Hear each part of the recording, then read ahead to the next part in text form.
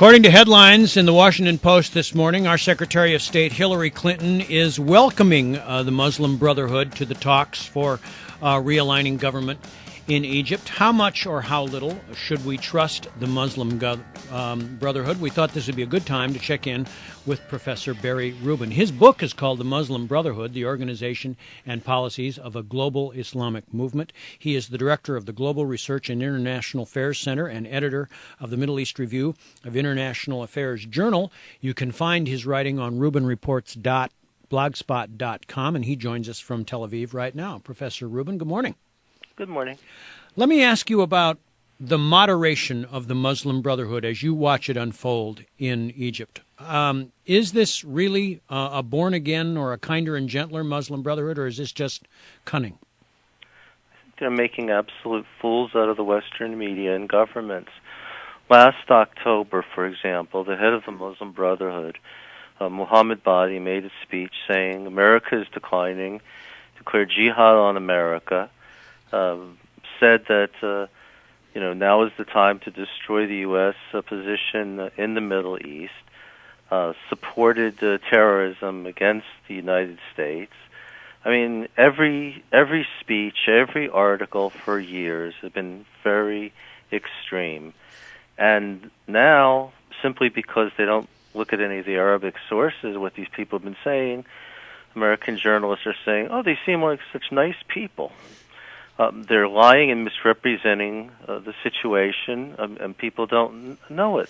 About a year and a half ago, the Muslim Brotherhood brought out a platform. In the platform, it says, Egypt will be an Islamist state under Sharia, and there will be a council of clerics who will pass on whether legislation is permitted or not. And they say now, oh, no, you never heard of this. I mean, it's absolutely absurd. It is the most extreme act of political foolery and camouflage and misrepresentation that I've ever seen. You said that the American media is gullible and just dumb over this issue. Is the Israeli media as dumbfounded over this? Because we've been dealing with these people. We've been reading what they saying for years, and what they say about us isn't very nice. I mean, for example, the Muslim Brotherhood said if they come to power, they'll tear up the treaty with Israel. Mm-hmm. And then some Muslim Brotherhood guy talks to a reporter and says, oh, no, we're not going to do that. And, for example, in one major newspaper, there's a whole article saying, oh, they would never tear up the peace treaty with Israel. And the article came out 2 days after the deputy head of the Muslim Brotherhood said, we're going to tear up the treaty with Israel.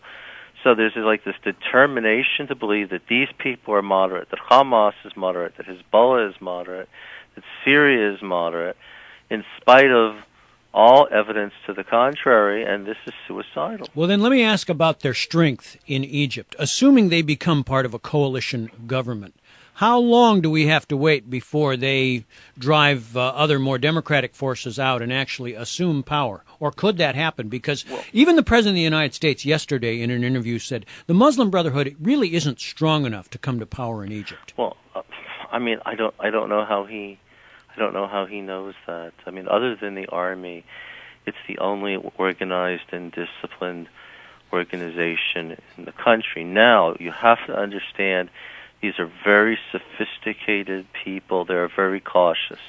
They will not try to seize power. Muhammad al-Badi is a front man for them. People do not understand that he is an individual leader, is very dependent on them, and they will be subtle. They'll participate in the government. They'll take certain key ministries. They'll indoctrinate people. They'll put their people in the positions of power, and then they'll try to get policies they want. So they're not going to stage a dramatic, and they also, remember, always have to worry about the army.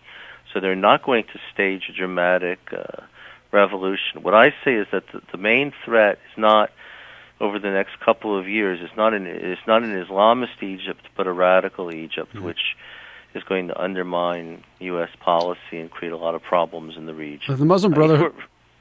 For example, we actually look at what these people say, And they, for example, they say that if they, not just them, but also some of the politicians here, take power, they will open the border with the Gaza Strip, and weapons will pour in to Hamas. This is a situation that could create war between Hamas and Israel over the next couple of years, and it's not conceivable Egypt could be dragged into it. How do you stop them from getting control or getting involved in the government? What would the Israeli government like to do, for the United States especially to do, to stop this from actually happening? The Israeli government has no leverage here. I mean, the question is who else is in the leadership? That you have to have, at a minimum, you have to have people who are strong enough and have some base of support and are not just sort of weak and flimsy. And that leadership has not emerged yet. But let's just say it's not really clear that U.S. policy had some very specific goal in mind, or if you'll forgive me for saying it, does U.S. policy really know what it's doing? Do they really understand the situation? And I have a lot of indications that they don't. Does the Egyptian military understand the situation? Do they understand the threat of a strengthened Muslim Brotherhood, and can they hold them at bay indefinitely? Well, it's complicated. The biggest mystery of this crisis is, what does the army think? Right. And why has it stayed basically out of things?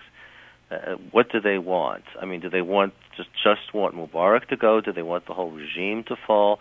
But the first thing these people want to do is to secure their own future. They want to know that whatever happens, they're going to still have their jobs and they're still going to have their power, and no one comes after them.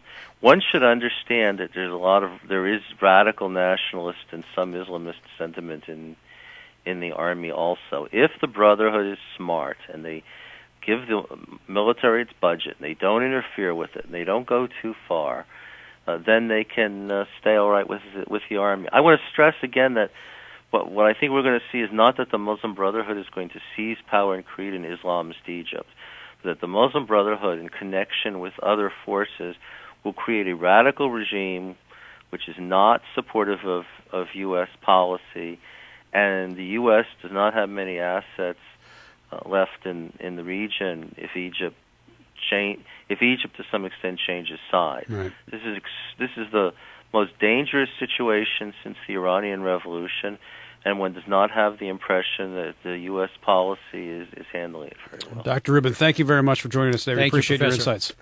Thank you. Barry Rubin.